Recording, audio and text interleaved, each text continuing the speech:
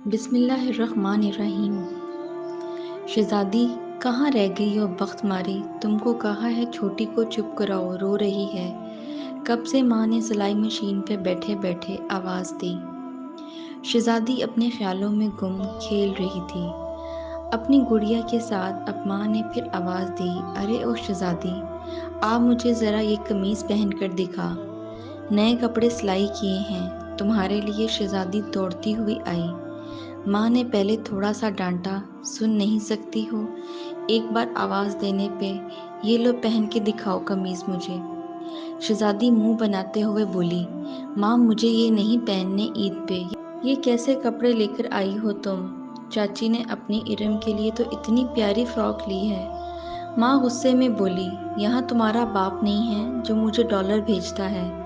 چپ کر کے پہنو، اگلی عید پہ لے دوں گی فراک۔ شہزادی اداس سا منہ لے کر چلی گئی۔ ماں بیٹی کی خواہش سمجھ سکتی تھی، لیکن کیا کرتی بیچاری۔ شوہر چھوٹی بیٹی کی پیدائش کے 2 سال بعد مر چکا تھا۔ اب وہ شوہر کے بھائیوں کے رحم و کرم پہ تھی۔ گھر کے کام کاج اور وقت ملنے پر محلے والوں کے کپڑے سلائی کر دیا کرتی تھی۔ شہزادی 14 سال کی تھی، بڑی بیٹی اور چھوٹی بیٹی پری 8 سال کی۔ پیار سے سب اس کو چھوٹی بلاتے تھے۔ ماں دن بھر گھر کا کام کرتی رہتی تھی، اپنے شوہر کے بھائیوں کے گھر کپڑے دھونا، کھانا بنانا، سب کام اس کے ذمے تھے۔ بیچاری کرتی بھی تو کیا کرتی، بیٹیوں کے لیے سہ لیتی تھی۔ سوچتی تھی بیٹیوں کو پڑھا کر ان کے پیروں پر کھڑا کر دوں گی۔ اس کی دیرانی جٹھانیاں بھی اچھا سلوک نہیں کرتی تھیں۔ اس کے ساتھ اس کی حیثیت بس ایک نوکرانی کی تھی اس گھر میں۔ بہت بار سوچا بھی شادی کر لے، لیکن بیٹیوں کی وجہ سے خاموش ہو جاتی، قدم روک لیتی تھی۔ ایک رات بہت بیمار تھی، کپڑے سلائی کر رہی تھی، آنکھوں سے آنسو بہہ رہے تھے۔ شہزادی بڑی بیٹی پاس آئی، ماں رو رہی ہو؟ نہیں بیٹا، رو نہیں رہی، بس آنکھ میں کچھ چلا گیا ہے۔ کہ یہ کپڑے وہ کوٹھی والی رضیہ ہے نا، اس کو سلائی کر دیں گے تو وہ 200 روپے دے گی، تم اسکول کی فیس دے دینا اپنی۔ اچھا میری بیٹی، یہ کہتے ہوئے وہ کتنی بے بس تھی۔ اتنے میں شہزادی کی نظر ماں کے بازو پہ پڑی، جو بہت بری طرح سے جلا ہوا تھا۔ شہزادی، ماں یہ کیسے ہوا؟ ماں نے کہا، کچھ نہیں بیٹی، بس وہ دودھ ابالتے ہوئے گر گیا تھا تھوڑا سا، لیکن حقیقت میں اس کی جٹھانی نے جلتی ہوئی لکڑی لگائی تھی، صرف کپڑے نہ دھونے پہ۔ سب سزائیں سہ رہی تھی وہ اپنی بیٹیوں کی خاطر۔ ماں ایسی ہی ہوتی ہے، بیٹیوں کی بہت فکر کرتی ہے، کبھی ان کے سر میں کنگھی کرنا، کبھی بال بنانا، کبھی کالے رنگ پہ ٹوٹکے کرنا۔ اپنی بیٹیوں کے لیے مائیں بہت فکر کرتی ہیں، ہر بات پہ سمجھاتی رہتی ہیں اور اپنے ہی خواب دیکھتی ہیں کہ ان کی بیٹی کی آنکھ میں کبھی بھی آنسو نہ آئے، بیٹی کے نصیب اچھے ہوں۔ وہ شہزادی کو بہت سمجھایا کرتی تھی کہ بیٹا، تمہاری چھوٹی بہن بہت سیدھی سی ہے، اس کا بہت خیال رکھا کرو، اس کو چاچی کے بچوں کے پاس نہ جانے دیا کرو، وہاں ان کے کھلونے دیکھتی ہے تو ضد کرتی ہے، میں کہاں سے لا کر دوں کھلونے۔ شہزادی بہت سمجھدار بیٹی تھی، وہ وقت حالات کے ساتھ اپنی عمر سے زیادہ سمجھدار ہوئی تھی۔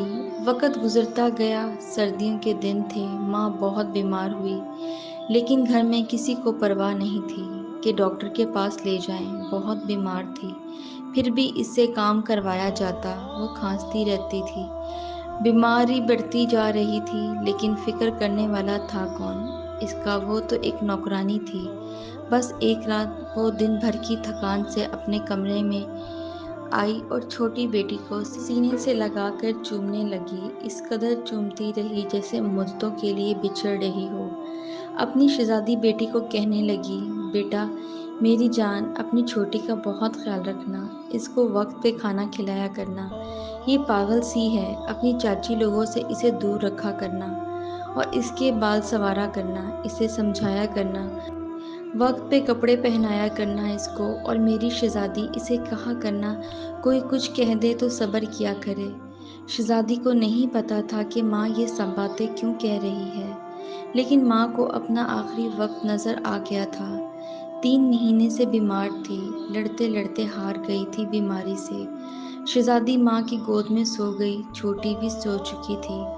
सुबह जब आँख खुली तो दुनिया बदल चुकी थी, हालात बदल गए थे, हर तरफ रोने की आवाज़ें थीं। कोई कह रहा था इधर चारपाई लगाओ, कोई जनाजे की बातें कर रहा था। शहज़ादी को कुछ समझ नहीं आ रहा था, वो माँ को ढूंढ रही थी। माँ कहाँ है? छोटी भी माँ की तलाश में थी कि स्कूल जाना है और माँ अभी तक आज नहीं आई, लेकिन माँ तो सुकून की नींद सो गई थी, हमेशा के लिए चली गई थी छोड़कर। शहज़ादी टूट कर रह गई थी। माँ, ये तूने किसके सहारे छोड़ा है हमें? वक्त गुजरता गया, अब चाची लोगों को एक नहीं दो नौकरानियां मिल गई थीं। इनका स्कूल छुड़वा दिया था। वो दिन भर घरों के काम करने लगी। शहजादी जो माँ से रूठ जाया करती थी, आज किसी की गालियाँ भी खामोशी से सुन लेती थी। माँ कहाँ है अब? छोटी जो माँ की बहुत लाडली थी, अब कोई नखरे लाड उठाने वाला नहीं था। अब खेलती भी नहीं थी, अब जिद भी नहीं करती थी। कभी जो गलत काम हो जाए तो भूखी रखी जाती थी। जो माँ को भूख लगने पे चिल्ला चिल्ला कर खाना मांगती थी, आज वो 2 दिन भी भूखी रह लेती थी। एक दिन चाची लोगों ने छोटी को किसी बात पे बहुत मारा था। शहजादी माँ की कब्र पे जाके रोने लगी। माँ, तू आजा वापस, देख हम पर क्या क्या गुजर रही है। देख माँ, छोटी को देख, बालों में अब कंघी भी नहीं करती, कपड़े भी नहीं पहनती। माँ अब जिद भी नहीं, अब खिलौने भी नहीं मांगती है। माँ तू आजा ना। माँ, शहजादी रो रो कर कह रही थी। माँ देख ना, कल ईद है, हमने कपड़े भी नहीं लिए माँ। माँ, छोटी को बहुत मारते हैं, खाना भी नहीं देते माँ। माँ, छोटी चुप चुप कर रोती है, तुमको बहुत याद करती है। माँ तू आजा ना माँ, हमको कोई नहीं अब चूमता, कोई सीने से नहीं लगाता। माँ, छोटी कह रही थी फ्रॉक ली है चाची की बेटियों ने और वो पुराने कपड़े पहनेगी।